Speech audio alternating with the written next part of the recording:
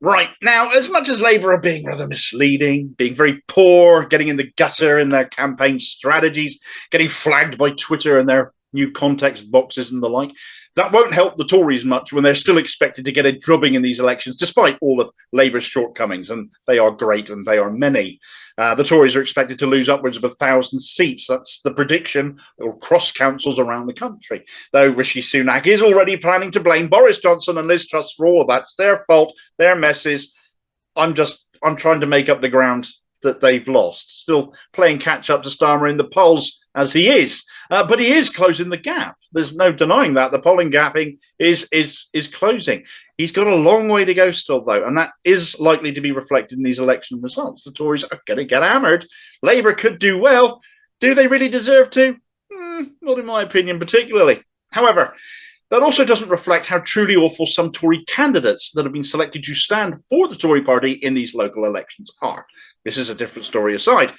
And every year it's the same thing. You'll find this handful of candidates around the country that somehow get selected to stand for the Tory party.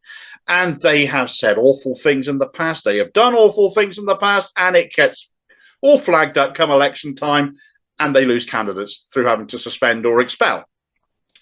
And it truly does make you wonder just how small is the pool of people they can call on to stand for their party that the Tories actually have to pick from.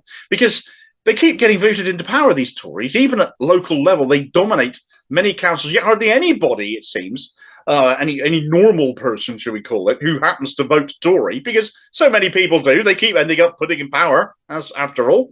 But so few of them seem prepared to publicly admit it and stand as a candidate for the Tory party. I can't really imagine what makes them so ashamed to make public who they back and who they vote for. So I thought, let's have a look at some of the dregs they've chosen this year after all the checks and due diligence was done to stand for their rancid party this May. There's Stuart Peach. Here's the first one I'll pick on. He's standing in 30p Lee Anderson's patch up in Ashfield in Nottinghamshire. And Peach is a migrant basher. You'd think he'd be Anderson's sort, to be honest, as he has defended Suella Braverman, of all people. He reckons she's a fine lady defending our shores, as if she stood there in her suit of armour with her sword drawn, ready, come on, and having a, I don't know, this is Sparta moment, perhaps, in his head. But let's face it, the people that she'd be facing are people escaping God knows what kind of a background, war, invasion, famine, whatever. And indeed, he's called the people arriving on our shores in these small boats invaders. He's referred to it as an invasion. He's called on the government to stop the invaders. And in one particularly nasty piece, asked the question, what would happen if 200,000 Englishmen marched down to Dover and started stoning the migrants? This isn't Norman invasion again, for heaven's sake.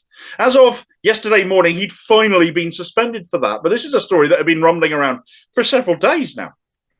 There was also the story last week going around about Pembrokeshire County Councillor, who's standing for re-election for the Tories, Andrew Edwards, who has referred himself to the Public Services Ombudsman and also now being suspended by the Tories after a recording emerged of him saying all white men should have a black person as a slave. Now, this is somebody you have to bear in mind who the Tories had already had stand for them previously and got elected. He's been a councillor over the course of the last period. Hopefully that won't happen again this time. Hopefully his suspension will rule him out. Surely you can't imagine the Tories would let somebody back in after making such an appalling comment just in time to get elected a councillor. But then you catch yourself and remember which party you're talking about here. Another now suspended candidate that'll still show up on the ballot representing the Tories is Andrew McBride, who was to stand in Bracknell. Now, he's ex-BNP, the I'm not racist but party, so I can't imagine what attracted him to the Tories these days, but his vileness seems to typically target Muslims or Meghan Markle, referring to her as a poisonous bitch and a damn sight worse, actually, as well as saying Muslims apparently retard our society. What a charming chap! Not. There will be more stories about more candidates between now and May, I'm sure, because every year, like I said, this happens. Tory candidates get exposed for being generally repulsive, very much representative of a party often referred to as the nasty party, because that is exactly what they are, full of nasty people. Whatever your problems, voting for this lot is never going to be the answer, because it's not so much due diligence, more as desperately trying to find enough people to stand for them full stop. And this is the quality of candidate you get offered as a result. Labour aping them hasn't helped them either. They've now failed to find candidates to stand for them in every ward where elections are taking place in May, finding themselves 185 candidates short, not wanting to publicly represent Dean Keith either. And who can blame them? Imagine trying to tell people what he stands for. 3 years on, nobody knows, except for the pack of lies he keeps getting pulled up for on Twitter.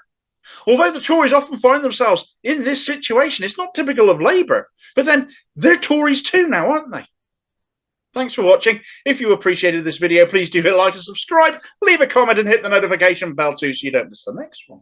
Also, look out for me on social media and other interesting stuff by clicking on the Linktree link in the comments below. And I will see you next time. Cheers, folks.